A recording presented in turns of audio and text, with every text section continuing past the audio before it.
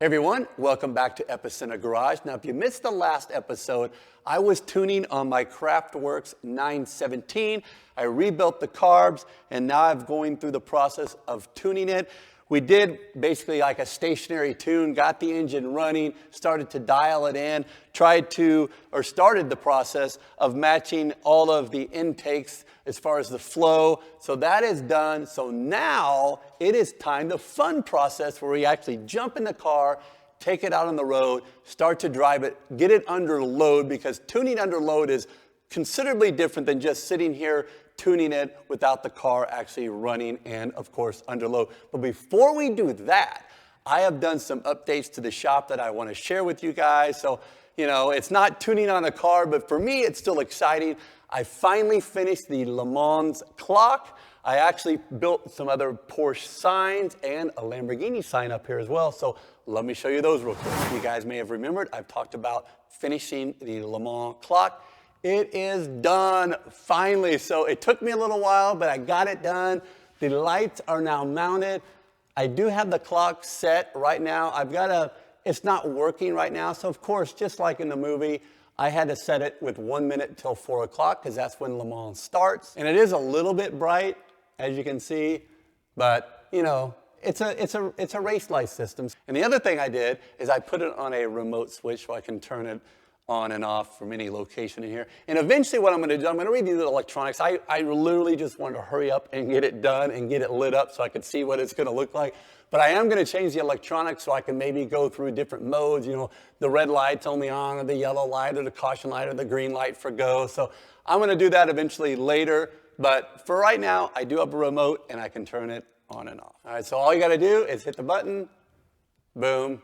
You got race lights. I also made a Rothman's Porsche sign that I just put up not too long ago, as well as I have a ton of just various models. Once I put them together, for whatever reason, I never throw the boxes away, especially the large boxes. So you can see here I've got an old Countach LP500S, built an M5 sign down here as well, and I've got several other BMW signage that I'm gonna be putting up, and I put up another large Porsche picture. But wait, there is more. I made a McLaren sign up on the top right here. I made another Gulf sign. And of course, this is kind of turned into my wall of wings. And so I'm going to start mounting all my various wings up. Of course, we have two Countach wings here, one from an LP400S and another one from my downdraft car. 917 wing, 911 SC wing, just an in general wing, another 911 wing, and of course a 930 turbo wing. I made a Viper sign here. Of course, we've got more Porsche models up here, little shelves, some fenders, AMG sign. So the list goes on, but once again, as I told you guys before, I'm gonna be filling up my building with all kinds of signs that I make, some signs that I buy. I really enjoy making them versus buying them. I make all my own signs. It's much less expensive, and I love the fact that I can do that myself. So there you go. Now we're caught up on signage or new things that I've done in the shop. Let's get back on the 917 because I am really anxious to get this on the road and start driving it. I've got it pretty well tuned now. I did change the jetting just a little bit. I took the 60s out and put 65s in to just help the idle down low. This does hold quite a bit of oil, so we're gonna have to let it idle for a little bit to get up to temperature. And then we're gonna take it on the road and we're gonna see what this thing can do. All right, so we're gonna pull it out to the edge of the door because like I said before, we do not want to get carbon monoxide poisoning. So we're going to pull it right to the edge.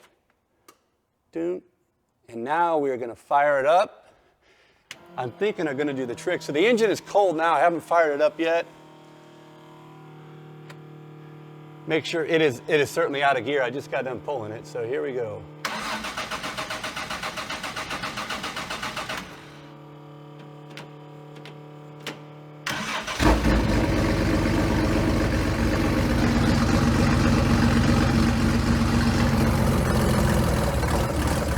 So we're gonna let it warm up for a little bit here. Make sure that it's got fuel in the bulb. Take about 5 minutes and let it get warmed up.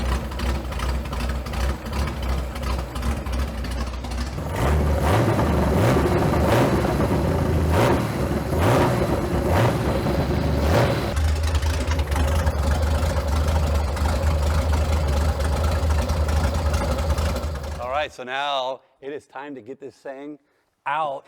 So we're gonna jump in here. All you gotta do is sit on the sill. And I'm about, I don't know, 6'2", 6'3", and it is a tight fit. You gotta squeeze all the way down in, and you're pretty much just laying down in this car. We will put the steering wheel on here, dunk. And we are ready to go. One thing I will say is this car was actually built for Jack Farr. And when Kraftwerks built this car, they wanted to build 24 of these cars. And this is car number 11 out of 24 built. So it's, the neat thing about these cars too is the fact that, you know, there's a couple of other manufacturers. I think there was only one or maybe two other manufacturers that built recreation or replica 917s. But the thing I like about Kraftwerks is that number one, they only built 24. Number two, they built them exactly like the originals. I mean, all the tubing, and I don't mean to change this video and to go into a deep dive of this car, which I can do later, but yes, this car is not a real car. I know some of you guys might be disappointed, but all the tubing, the way the fiberglass was done, the frame, all the chassis, all that was done per the original spec 917s. Of course, a little bit better quality materials. But other than that, the proportions are spot on. There's other brands out there, you know, I won't call them out, that have built replica 917s. But if you look at them, something's just not right. I could go into details as to what's not right, but proportionally, they're not right. They changed this around. They changed that around. They didn't do the dash correct. They didn't do this.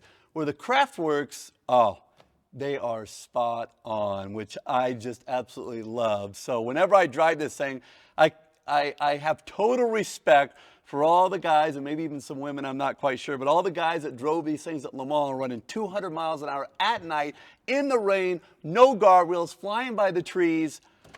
Hats off to you guys, because I could not even imagine. And this car puts out about 340 horsepower. The original 917s, the horsepower varied for the size of the engine, 4.5 liter all up to 5 liter, but 630 horsepower, 650 horsepower in this thing. I could not even imagine driving that. I don't know if I would have the guts to keep it floored down the Mulsanne straight at 230, 240 miles an hour. I like to think that I could, but in that realistic situation, I don't know if I would.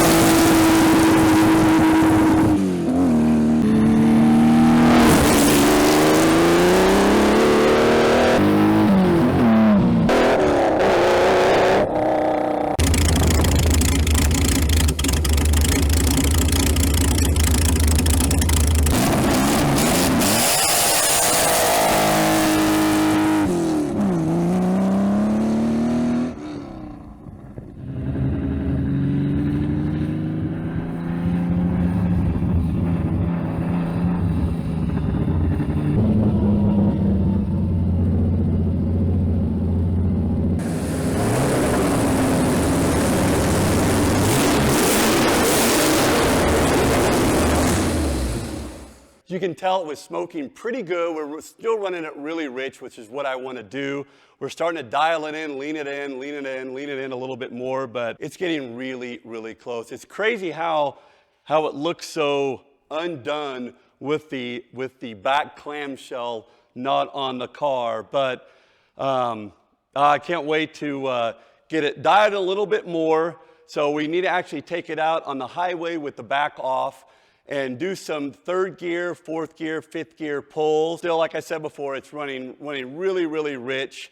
So we gotta adjust the idle mixture screws as well, but also just the air fuel mixture screws. And we need to go through, and I'm gonna do the idle again and just make sure that all of the Carburetors are pulling the same amount or both sides and dialing in one more time, but it is really, really close. So eventually we're gonna do a follow-up video with the clamshell on, out on the open road.